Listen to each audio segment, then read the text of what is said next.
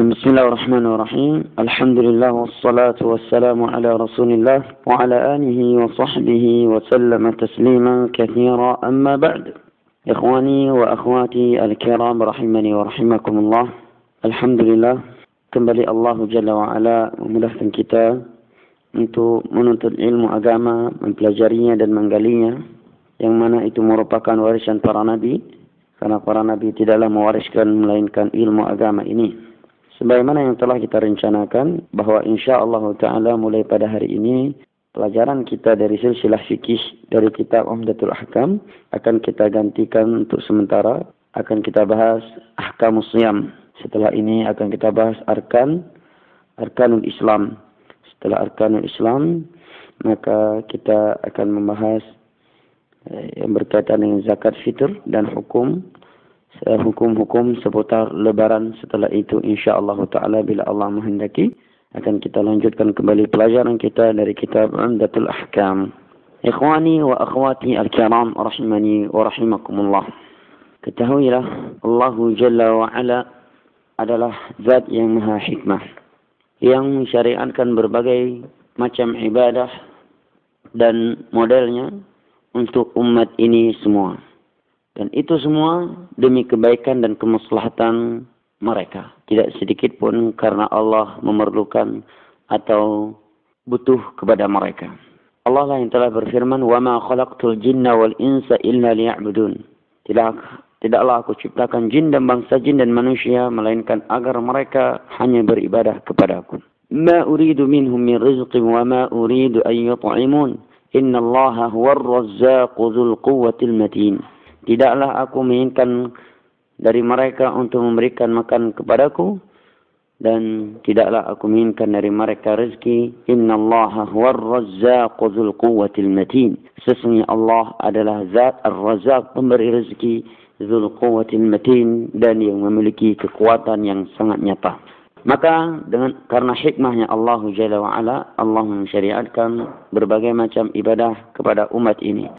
Ada yang sebagian ibadah itu terdiri dari badaniah semata, badan semata, seperti salat, di mana seorang yang melakukan salat tidak perlu mengeluarkan harta, hanya saja dia menggunakan dan mengeluarkan kemampuan badannya. Adapun bila dia harus mengeluarkan harta demi salat, maka itu hanyalah sekedar tabi', ya, bukan sebab utama.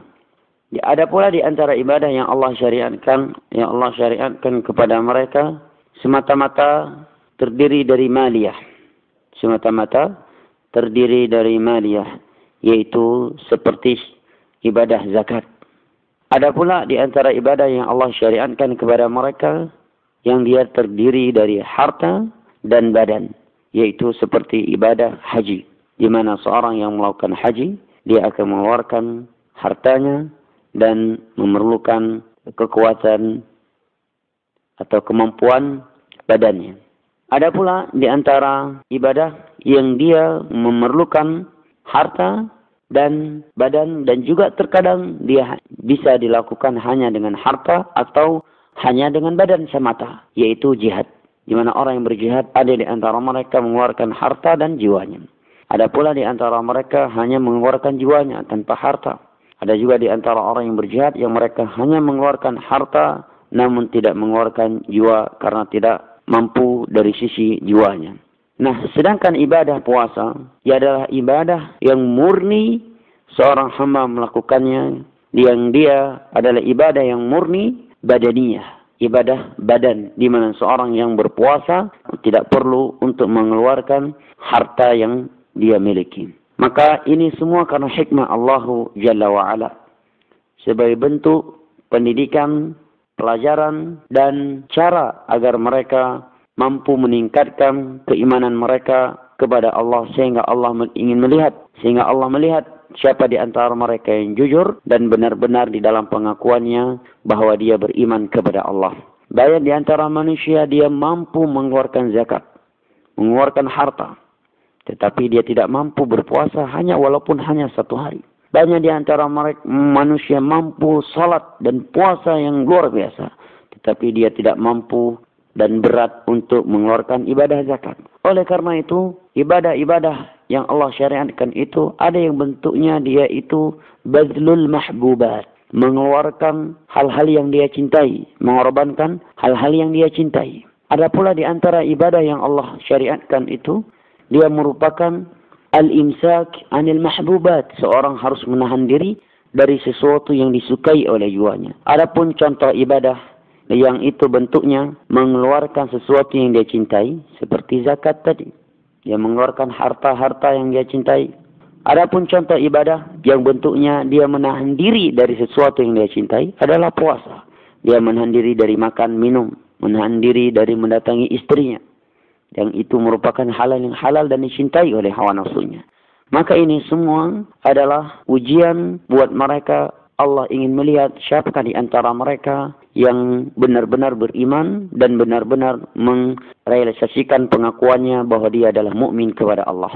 Sebagaimana Allah Jalla wa Ala berfirman di dalam surat Al-Ankabut, Alif Lam Mim, ahsiban nasu an yutraku an yaqulu amanna wa hum la yuftanun. Alif Lam Mim, apakah manusia mereka mengira setelah mereka menyatakan kami beriman mereka tidak akan diuji? Walaqad fatanna alladhina min qablihim fala ya'lamanna Allahu alladhina sadaqu wa la ya'lamanna al-kadhibin. Sungguh kami telah menguji orang-orang sebelum mereka, maka Allah mengetahui siapa di antara mereka yang jujur dan siapa di antara mereka yang berdusta. Dalil-dalil yang menunjukkan wajibnya puasa bulan Ramadan itu sangatlah banyak dari Al-Quranul Karim, dari hadis-hadis Nabi, dan juga merupakan kesepakatan seluruh kaum muslimin. Dalil dari Al-Quran diantaranya firman Allah di dalam surat Al-Baqarah, Ya ayyuhalladzina amanu kutiba alaikumus siyamu kama kutiba alal ladzina min qablikum la'allakum tattaqun. Wahai orang-orang yang beriman, telah diwajibkan kepada kalian berpuasa sebagaimana telah diwajibkan kepada orang-orang sebelum kalian agar kalian menjadi orang-orang yang bertakwa. Dalil yang kedua masih pada halaman yang sama dari surat Al-Baqarah tersebut. Allah berfirman, "Faman syahida minkumus syahra falyasum." Al-Baqarah 185. Siapa di antara kalian telah menyaksikan bulan Ramadan, maka hendaknya dia berpuasa. Dalil dari hadis Nabi adalah hadis Abdullah ibnu Umar yang diriwayatkan oleh Al-Imam Al-Bukhari dan Imam Muslim. Rasulullah bersabda, Bunyal Islamu ala khamsin. Islam ini dibangun di atas 5 rukun. Syahadat an la ilaha illallah wa anna Muhammadar Rasulullah, wa iqamis salah, menegakkan salat, wa ita'iz zakah, menunaikan zakat, wa shaumi Ramadan, berpuasa di bulan Ramadan, wa hajju baitillahil haram, dan berhaji ke Baitullah, man istata'a ilaihi sabila, bagi orang yang telah mampu melakukan perjalanan menujunya. Itu dalil dari Al-Quran dan hadis. Dan perlu diketahui, disebutkan sejarah mula disyariatkannya berpuasa bagi kaum muslimin. Ketahuilah, puasa awal pertama kali diwajibkan kepada kaum muslimin bukanlah puasa bulan Ramadan, melainkan dia adalah puasa Ashura. Puasa Ashura 10 Muharram, hari mengingat keberhasilan dan selamatnya Musa alaihi salam dan orang-orang yang beriman bersamanya dari kejaran Fir'aun dan bala tentara yang laknatullahi alaihim.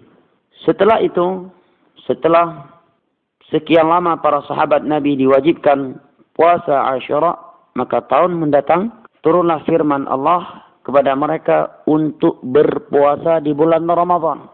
Para ulama menyebutkan disyariatkan yang puasa bulan Ramadan itu pada tahun 2 Hijriah. Dan Nabi berpuasa seumur hidupnya di bulan Ramadan sebanyak 9 kali menurut kesepakatan ulama Islam. Disebutkan oleh Al-Imam An-Nawawi. Yaitu tatkala turunnya firman Allah tadi dalam surat Al-Baqarah ayat 185.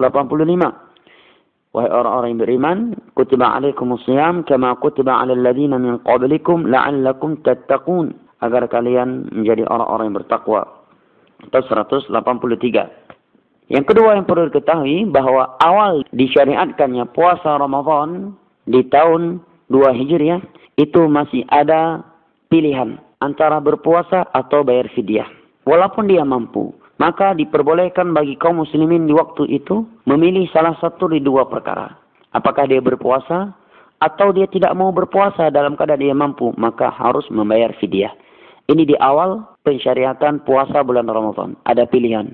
Apakah dia berpuasa atau dia memilih untuk tidak berpuasa tetapi harus bayar fidyah. Ini di awal pensyariatan puasa Ramadan. Sehingga turun firman Allah pada surah Al-Baqarah ayat 185, "Faman syahida minkumus syahr falyasum." Maka barang siapa yang di antara kalian bersaksi bulan Ramadan, maka wajib dia berpuasa. Tidak boleh lagi bagi dia untuk memilih membayar fidyah. Dia harus berpuasa kecuali dia adalah orang-orang yang memiliki uzur, tidak mampu berpuasa atau tidak diwajibkan baginya berpuasa, namun dia membayar fidyah atau mengqadha di hari-hari kemudian. Itu sekilas sejarah awal pensyariatan puasa. Yang pertama adalah puasa Ashura, yang kedua adalah puasa Ramadan, namun di awalnya masih diperbolehkan bagi seorang muslim untuk memilih antara puasa atau membayar fidyah. Baiklah, berikut ini apa itu definisi as-saum, puasa, siyam. Siyam, kalimat siyam secara etimologi, secara bahasa dia bermakna al-imsak, menahan diri. Sebagaimana firman Allah dalam surat Maryam, "Inni nazartu lirrahmani sawma, falan ukallima al-yawma insiya." Aku bernazar, kata Maryam, kepada Ar-Rahman untuk melakukan siyam, puas, melakukan saum, maka aku tidak akan berbicara dengan siapapun, yaitu aku menahan diri agar tidak berbicara dengan siapapun. Adapun secara bahasa, para ulama menyebutkan bahawa puasa itu, as-saum itu artinya adalah al-imsak anil akli wa syurbi wa ghairihi minal muftirat min tulu'i syams min tulu'il fajri as-sadiq ila ghurubi syams min syakhsin makhsus ta'abudan lillah. Puasa itu dalam pengertian syar'i adalah menahan diri dari makan, minum dan dari seluruh perkara-perkara yang dapat membatalkan puasa. Dari mulai fajar shadiq, waktu masuk salat subuh, hingga tenggelamnya matahari dari orang khusus.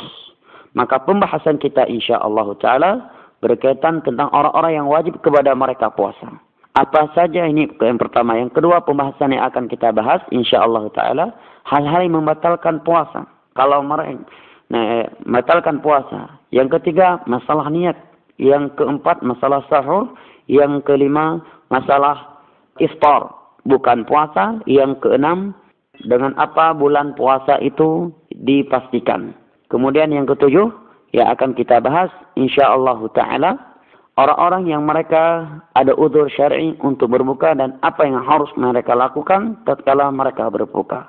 Maka insya-Allah Ta'ala ini semua akan kita sebutkan dan akan kita bicarakan pada majlis sebelumnya.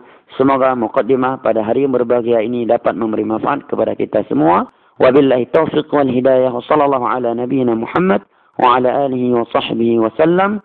Wa akhiru da'wana anil hamdulillahi rabbil alamin. Wassalamualaikum warahmatullahi wabarakatuh. Radio Syiar Tauhid Aceh 96,1 FM. Sahabat berbagi ilmu Islam.